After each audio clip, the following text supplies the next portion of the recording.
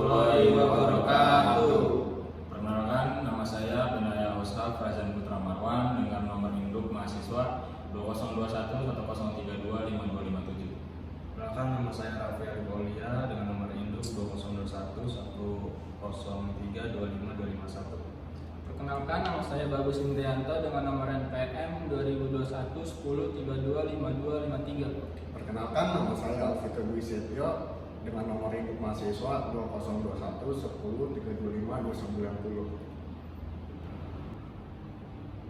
202110325290. Gue mau nanya nih tentang korupsi.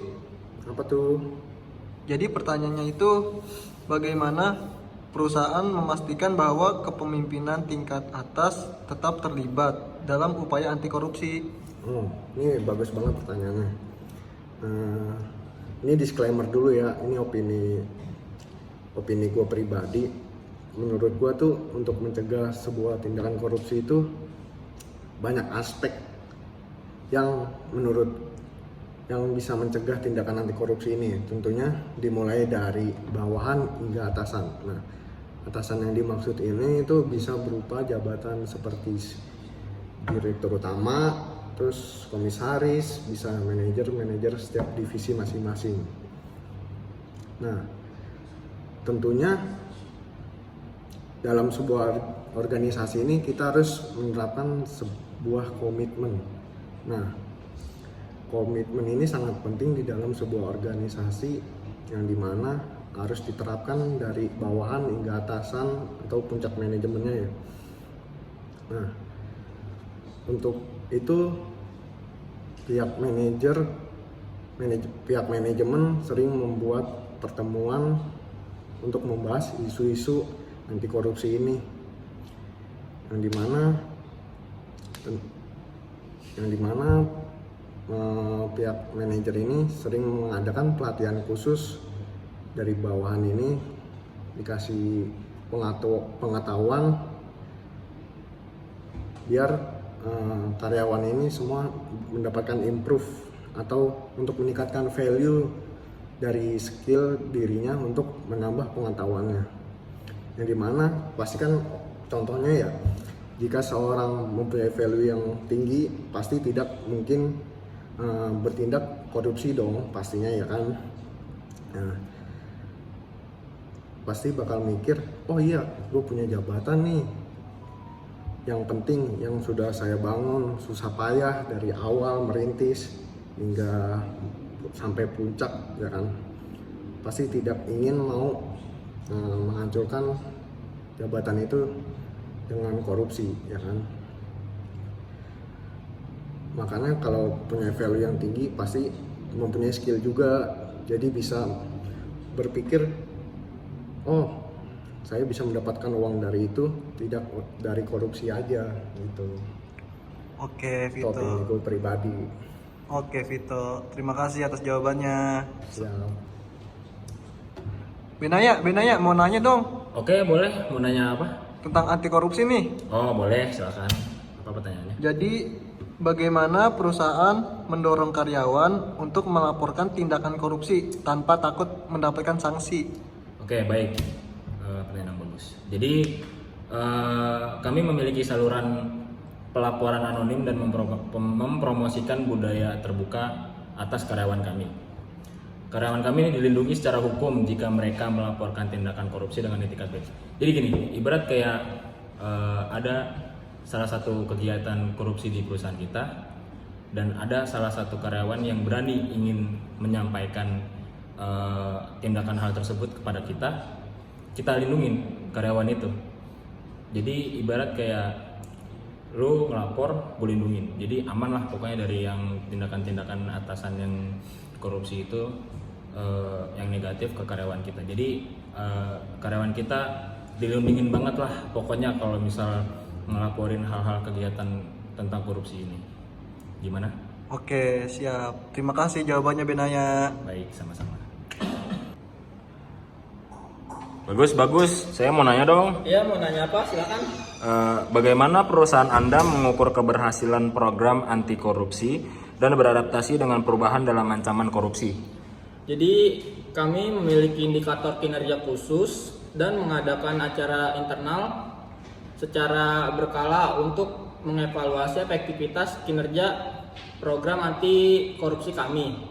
Kami juga menjalankan indikator kinerja utama, yaitu perusahaan dapat mengukur keberhasilan program anti korupsi dengan mengidentifikasi indikator kinerja utama. Yang kedua itu ada edukasi dan pelatihan. Jadi mengukur sejauh mana nih kinerja karyawan kita mendapatkan pelatihan dan pendidikan anti korupsi itu dapat menjadi indikator penting. Jadi perusahaan dapat melihat seberapa banyak karyawan yang telah menyelesaikan pelatihan ini dan seberapa sering mereka mendapatkan pembaruan. Jadi itu aja sih jawaban dari saya. Oke, terima kasih atas jawabannya Mas Bagus. Iya, terima kasih. Mas Rapi boleh nanya nggak? Ya, ada apa tuh? Bagaimana sih perusahaan Mas Rapi untuk memastikan bahwa kontraktor dan mitra bisnis juga terlibat dalam praktik anti korupsi? Ini kita membicarakan tentang anti korupsi dalam perusahaan ya. Iya. Di sini saya akan mengadakan beberapa pelatihan kesadaran kepada kontraktor dan mitra bisnis tentang kebijakan anti korupsi. Jika terlibat dalam praktik korupsi akan mendapatkan konsekuensi hukuman dalam perusahaan. Lalu kita ada pemeriksaan kepatuhan. Biasanya melakukan pemeriksaan rutin untuk memastikan bahwa kontraktor dan mitra bisnis mematuhi kebijakan anti korupsi perusahaan tersebut. Hal ini dapat melibatkan audit internal atau pihak ketiga independen. Lalu di sini kita ada pelaporan dan pengaduan. Perusahaan biasanya menyediakan saluran pelaporan di mana karyawan, kontraktor, dan mitra bisnis dapat melaporkan dugaan pelanggaran etika atau korupsi tanpa takut mendapatkan konsekuensi. Sudah. Oke, baik. Terima kasih atas jawabannya Mas Rapi. Baik, sama-sama, Mas. Selamat malam untuk Bapak Simo dan Bapak Irut yang terhormat. Ini saya ada dua pertanyaan untuk Bapak di sini nih. Oke, boleh. Bagaimana sih cara mengukur kepemimpinan anti korupsi untuk Bapak Irut? Oke, jadi di dalam perusahaan kami itu ada 3 indikator, Mas. Jadi indikator tersebut bisa jadi penilaian dalam pengukuran anti korupsi di perusahaan. Yang pertama itu ada survei penilaian integritas. Yang kedua itu ada indeks perilaku anti korupsi, dan yang ketiga itu indeks persepsi korupsi. Jadi bagaimana hasil dari pengurangan atau anti korupsi di perusahaan kita itu intinya itu dari keberhasilan 3 indikator itu. Jadi kalau semisal 3 indikator tersebut lulus dibuat pengujian ke dalam petinggi-petinggi atau atasan-atasan di perusahaan kami, maka perusahaan kami itu layak disebut sebagai perusahaan anti korupsi. Seperti itu, Mas. Baik. Jawabannya sangat bagus untuk didengar untuk masyarakat. Saya ada satu pertanyaan lagi untuk Bapak Sito. Bagaimana sih cara keberhasilan kepemimpinan anti korupsi? Keberhasilan di dalam kasus anti korupsi. Keberhasilan kepemimpinan anti korupsi dapat diukur melalui penurunan tingkat korupsi, peningkatan indeks persepsi korupsi, dan peningkatan dalam transparansi, serta berkurangnya kasus korupsi yang diungkap dan ditindaklanjuti oleh hukum. Kesimpulan dari video ini adalah tentang bagaimana perusahaan dapat mengukur keberhasilan program anti korupsi dan beradaptasi dengan perubahan dalam ancaman korupsi adalah dengan mengambil pendekatan yang holistik dan terukur. Ini melibatkan pemantauan indikator kinerja kunci, pendidikan karyawan, evaluasi risiko, audit internal, pengukuran reputasi, dan kerjasama dengan pihak eksternal. Perusahaan juga harus siap untuk berubah dan memperbarui kebijakan mereka secara berkala. secara mendengarkan umpan balik karyawan.